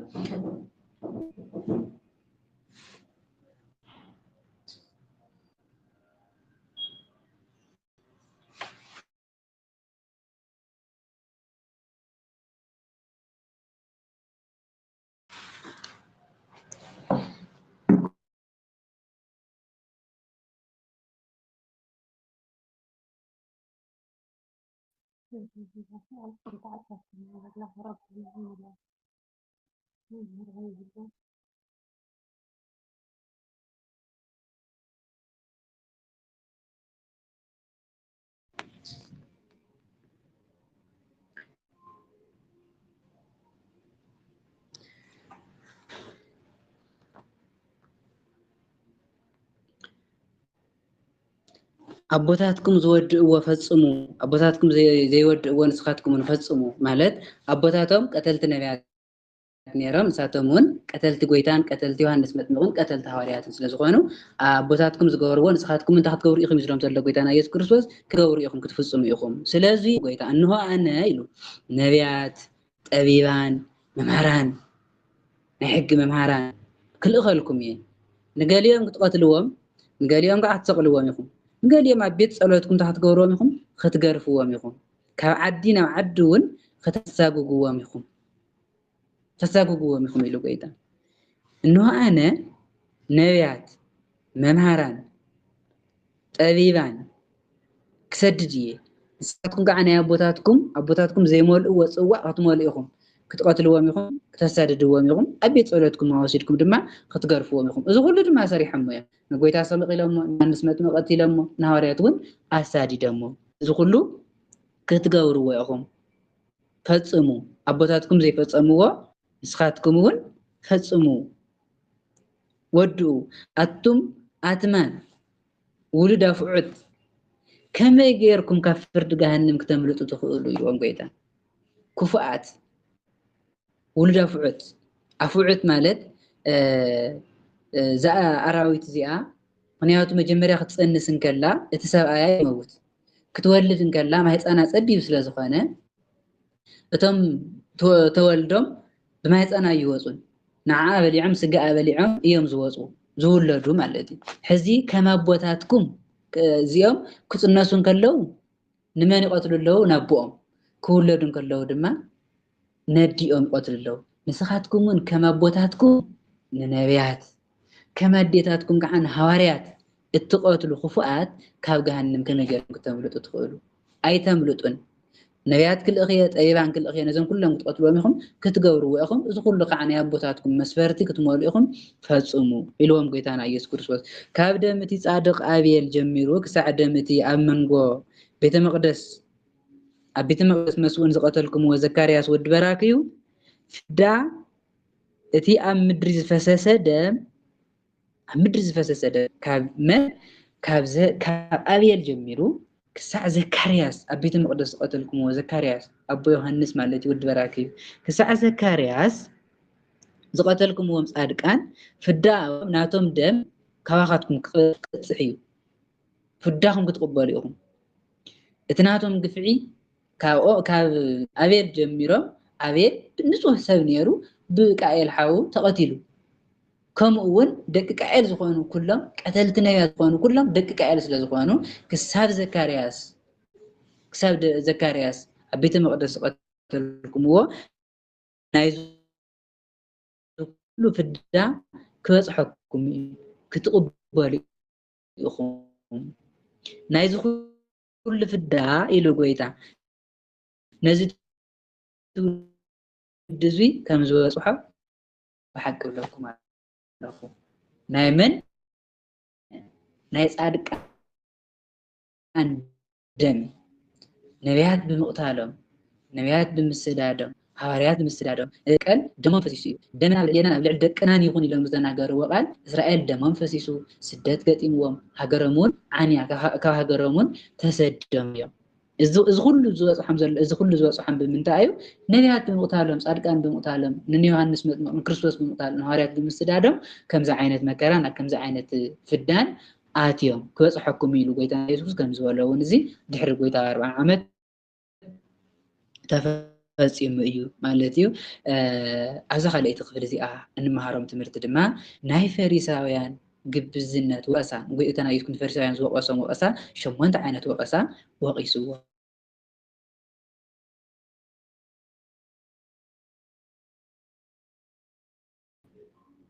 እቲ ትክክለኛ እግዚኣብሔር ቃል ዘይኮነስ ናቶም ስርዓትን ሕግን ይምህርዎም ስለዝነበሩ ወይለኹም ተዓፅዎም ኣለኹም ኢሉ ካልኣይ እውን ናይተን መበለታት ግዜ እውን نسب ناتكم نفت محاوركم نغطوا لعلم تحت انتولو نواخم مساعته وقنا نايت محاوركم وانا ادمن ينبر نحق زي زقرقر اي تقورون ازيس لا تقوروا ويلكم ثلاثه متنقطع ثلاثه وقصه رابعاي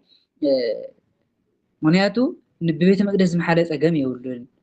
بمسوى بورق بيت مقدس محاده غنا صقم الله ويلم بيت مقدس ركيسوم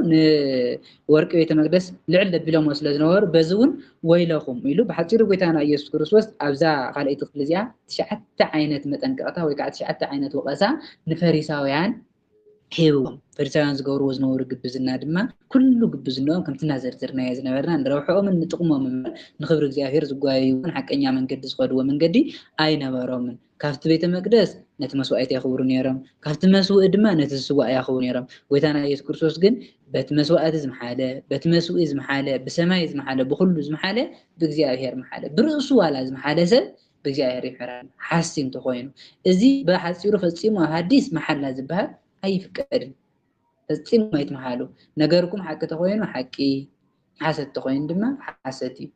እምበር መሓላ ንሓሰት መሸፈን እምበር حق انت خوين حقي محلا يدلين محلا سلازي يدلي نغركم كل حق يكون سلازتاله احدث كيدان بتقولوا له محلا زبال ايادلينا غيتانا يسوع كريستوس ግን ነዚ ዝንፍና ዝገብሩ ስለዝነበሩ ብሰማይ ብመስዋዕቲ በትመስዋዕ ዝመሓለስ በእግዚአብሔር እውን ይምሕላል እዩ በሐፂሩ ንምንታይ አኹም ከም ዝትገብሩ ዝግብዝናኹም እዚ ከፍርደኩም እዩ ኢሉ ከም ዝወቀሶም ፈሪሳውያን ዝገብርዎ ዝነበሩ ስራሕቲ ድማ ኣስራት ካብ ንእሽተይ ጀሚሮም ክሳብ ዓብይ እትው ነይሮም ግን ዓብይ ነገር ይሓድግዎ ነይሮም እቲ ዓብይ ነገር ዝተባሃለ ታይ እምነት ምሕረት ፍትሒ ሕጊ እግዚአብሔር ኣይሕልውን ሰውን ንኽሕሉ ኣውፅዮም ተሓቂ ዝኾነ ኣውፅቢሎም ኣይምህርዎን ነይሮም ብኻሊ ብታራ ነገር እዮም ዝሽፍንዎ ነይሮም بتارا نجاريم عينو زعور ونيرا تناي زهر حق شفينهم مالتي احنا كنت قالوا زقبا قران حوات بتارا نجار كين شفاني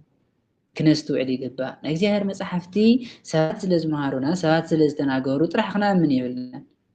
بتوم مصحفتون بعلنا دقيمنا خنا نوم علنا ደጋጊምና خنا ንብዎም ኣለና እቲ ዝብልዎ ቃል ምስቲ መጽሓፍ ዝተተሓዘ እንተኮይኑ በርግጽ ናይ እግዚአብሔር ሰባት እዮም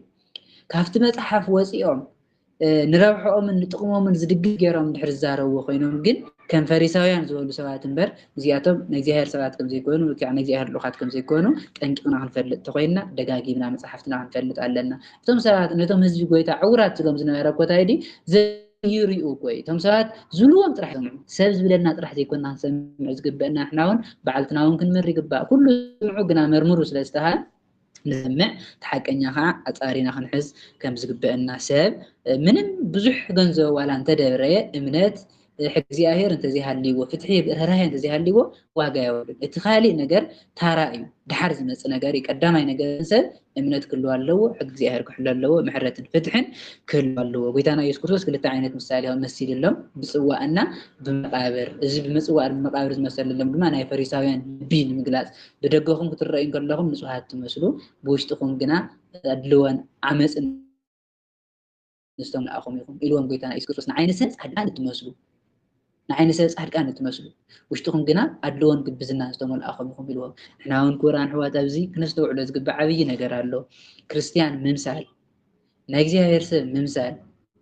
عبيت جزي هير ولا من مللاس من مار أياز الدول كوين كان مركبي تصدق ممثال سلتي نالي أصلا مركوي تاني يسكت تحسب من اليوم عبدي المرة يسلي بزح سألت وني يسلي تسألي وسألت أفهمي زتزارب بر لبهم كالي إذا حسب لبهم أحمق نجار أبادلو أجيب زنا يزرله نعم قرآن حوادي كنت نجاز جبا برجس نسألينا عبدي زهيرون ننبرنا نما لا لسنا بتاعه من الاستراح خين خول كم فريساويان كنا بعلنا نابرأ نسب زد حنو نابرأ نسب زراو حمو نحن هون كريستيان كنا قال لنا نا كريستيان صراح نسرح للنمبر نا كريستيان سم محز واجاول فريساويان نجزيهر سبات يبهال نيرم نجزيهر سبات سلستوهالو كن زراو حم نجاري لهم نجزيهر سبات كوينهم سلزي ترخو نحن خا كريستيان مبالنا زي كنا كريستيان كوينا مرخاب كم استقمنا فريقنا نجزيهر حقي فتحي صدقي امنت تنققنا خنحزن كنفلتن خمس قبئنا ايات مهرنا مالتي فريساويان ولدت مان زوالو دما تحسل زخونيهم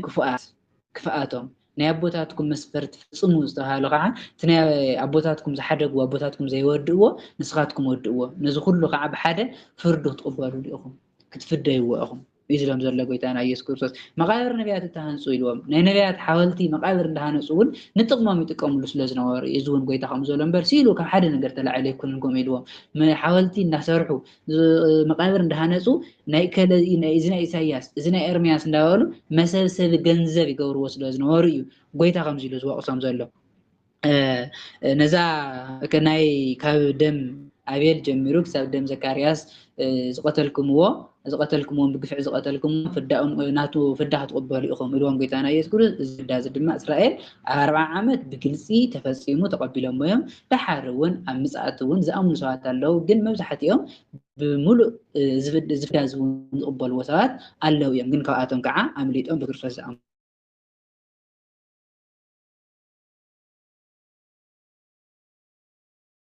ساعات جن الله يا مالتي ساسي تغتي يروساليم سو هذا نيروساليم زدوها سمعت عسل سيد قتلي ويتانا يسوع كريستوس يروساليم أتن نبيات التقتلي نتومنا أخي استلأخو بإمنت تقتلي داره إلو مساليق مسل الله جميرو نجاقا وطا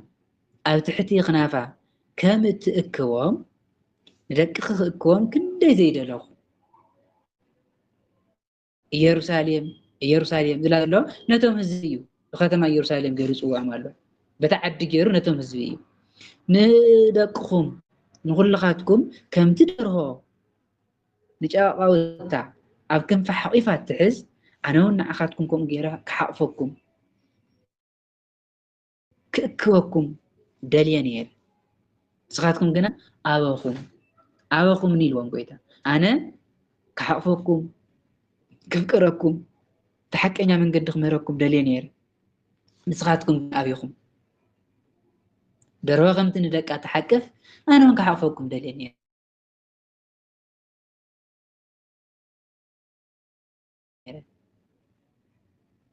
سخاتكم جن أيهم أخنا حق تحق في دهم نتي فقري أتقبلكم قويتنا يسوع كريستوس نيدك سخات فقري أجددوا ناتنا فقري أجددوا من سبات يلو نبز مدرز كمسن كله نسوان جن الزفقر زي تردوا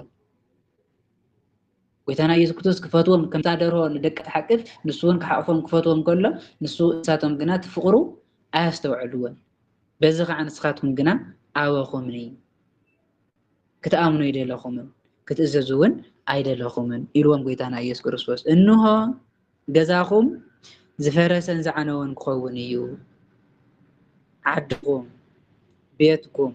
زقال الزارو زلوا قيتنا يسوع كريستوس نغسل الجنا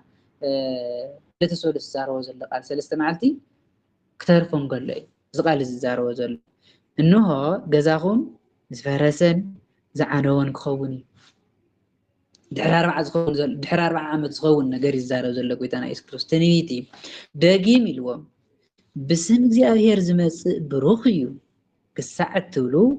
ድሕርዚ ከም ዘይትርእዩኒ ብሓቂ ይብለኩም ኣለኹ ብስም እግዚአብሔር ዝመጽእ ብሩኽ እዩ እግዚአብሔር ሸይምዎ ዝመጽእ ብሩኽ እዩ ብናይ እግዚአብሔር ስም ዝመጽእ ብሩኽ እዩ ክሳዕት ትብሉ ድሕሪ ገዲም ኣይትረኽቡንን ኢልዎም ቆይታና ኢየሱስ ክርስቶስ ጎይታ ድሕሪ ትንሳኤ አይሁድ አይራይወን አይረኸውን አይራይወን አይረኸውን ሃዋርያ ጥራሕ ምሪኦም ንሶም አይረኸውን ጎይታ እንታይ ኢልዎም እቲ ብስም እግዚአብሔር ዝመጽእ ብሩኽ እዩ ክሳዕት ትብሉ እዚ ኣብ ምጽኣት ግዜ ሓሳዊ መሲህ ክርስቶስ ኢሎም ክቕበልዎም ከለዉ ሓሳዊ መሲህን ክርስቶስ ከም ዘይኮነ ምስ ፈለጡ ለካት ብስም እግዚአብሔር ዝመጽእ እግዚአብሔር ሸይምዎ ዝመጽእ ንሱ ብሩኽ እዩ ለካት ቀደም ዝሰቐልናዮ ክርስቶስ ንሱ እዩ ራሕቀኛ ኣምላኽ ኢሎም ዝንሱ ሰባት ኣለዉ ክሳብ ዛ ግዜ እዚኣ ድሕሪ ዘይትርእዩንን ኣብዚ ግዜ እዚ ግን ንክርስቶስ ዝርእዩ ሰባት ኣለዉ ማለት እዩ ኣብ ምጽኣት ግዜ ካብ ኣይሁድ ዓሌት ኮይኖም ዝኣምኑ ዝንስሁ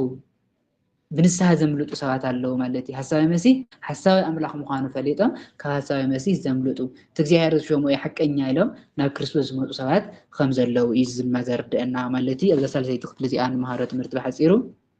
ጎይታና ኢየሱስ ክርስቶስ ንኢየሩሳሌም ዝሓዘነላ ሓዘነታ እዩ። ኣነ ፈትየኩም ነይረ ንስኻትኩም ግና ኣይተቐበልኩምን፣ ኣነ ክሓፍኩም ደልየ ነይረ ንስኻትኩም ግና ካብ ክትሕቀፉ ኣይደለኹምን፣ ድሕሪ ገዲም ግና ስለዘይደለኹም ስለዘይኣመንኩም ታኽትኮን ኢኹም ክትጠፉ ኢኹም ተዓንው ኢኹም ኢልዎም ድሕሪ 40 ዓመት እስራኤል ጠፊኣ እያ ከምቲ እናገለፅናዮ ዝመፃና ቲቶ ዝተባሃለ ጀነራል ንእስራኤል ከም ሃገር ኣጥፊእዋ እዩ ደሞም እውን ኣፍሲስዎም እዩ። እቲ ብስም እግዚኣብሔር ዝመፅእ ብሩኽ እዩ ክሳዕ ትብሉ ኣይትርእዩንን ማለት ድማ ኣይሁድ ካብታ ግዜ እዚኣ ስለዘይረኣይዎ ካብ ስቕለት ድሕሪ ስቕለት ስለዘይረኣይዎ ካብ ነምቃር ካብ ዝወርድ ድሕሪኡ ንትስኡ ስለዘይፈልጡ ድሕሪኡ ስለዘይረኣይዎ ኣብ ምጽኣት ግዜ ግና ኣብ ሓሳዊ መሲህ ኣነ ክርስቶስ ኢሉ ክመጽእ እንከሎ ንሓሳዊ መሲህ ይቕበልዎ እሞ ሓሳዊ መሲህ ግን ትክክለኛ ኣምላኽ ከም ዘይምዃኑ ፈሊጦም ዝንሱ ሰባት ኣለዉ። ብስም እግዚኣብሔር ዝመጽእ ብሩኽ እዩ፣ እግዚኣብሔር ዝሾሞ ለካ ብሩኽ እዩ፣ ንሱ እቲ ዝመፀ ለካ ነይሩ ክርስቶስ ኢሎም ዝንሱ ሰባት ከም ዘለዉ እያ ተርድአና እዚኣ ማለት እዩ። ደርሆ ተባሂላ ዘላ ብደርሆ ተመሲሉ ዘሎ ጎይታና ኢየሱስ ክርስቶስ እዩ። ብምሕቃፍ ድማ ፍቅሪ እቶም ጨቃውቲ ከዓ እስራኤል ተሓፈኩም ደልየረ ኣፍቂረኩም ነይረ ንስኻትኩም ግና ፍቅረይን ናተይ ምሕቃፍ ግን ኣይደለኹም ስለዘይደለኹም ክትጠፉ ኢኹም ኢልዎም። ንሕና እውን ክቡራን ኣሕዋት እዚ ክነስተውዕሎ ዝግባእ ዓብዪ ነገር ኣሎ። ክርስቶስ ሓቂፍና እዩ፣ ሞይትልና እዩ፣ ብደሙ ኣንፂህና እዩ። እቲ ምሕቃፍ እዚ እዩ እና ንሕና ከዓ ኣይንሕቀፍን ከይንብል ኣይንሕቀፍን ማለት ሕጊ ክርስቶስ ኣይንሕልውን ማለት ኣይንሕቀፍን ማለት እዩ። ንክርስቶስ ኣይነገልገልን፣ ንክርስቶስ ኣይንመስልን፣ ቃል ክርስቶስ ኣይንሰምዕን ማለት ኣይንሕቀፍን ማለት እዩ። እና ክቡራን ኣሕዋተይ ከምዚ ከይንኸውን ከም ኣይሁድ ከይንኸውን ክርስቶስ ክሓቅፈኩም ክብለና ከሎ ክንሕቀፍ ኣለና። ክርስቶስ ክፍቅረኩም ክብለና ከሎ ተፈቀርቲ ክንከውን ኣለና። ንሕና እውን ኣፍቀርቲ ክንከውን ኣለና። ክርስቶስ ኣምላኽና ምስ ክንደይ ገበና ምስ በደልና ምስ ርታሕትና ከንፅሐና እንከሎ ንሕና እውን ብሓቂ ዘንፀኻኻና ኣምላኽና ኢኻ ኢልና ሕግታቱ ክንሕሉ ዝበለና ነገር ክንፍፅም ንክርስቶስ ኣምላኽና ድማ ክንመስል እዩ ዝግበአና እሞ እዚ ቃል ክነስተውዕሎ ናይ ሂወትና ክንትርጉሞ እዩ ዘለና። እግዚኣብሔር ኣምላኽ ከዓ ይርዳእና ቅዱስ መንፈሱ ይልኣኸልና لنا سب بحيلو بزعارو زغورو نجار يلن نجزاهر صقا نجزاهر منفستا تنتحدير ويمو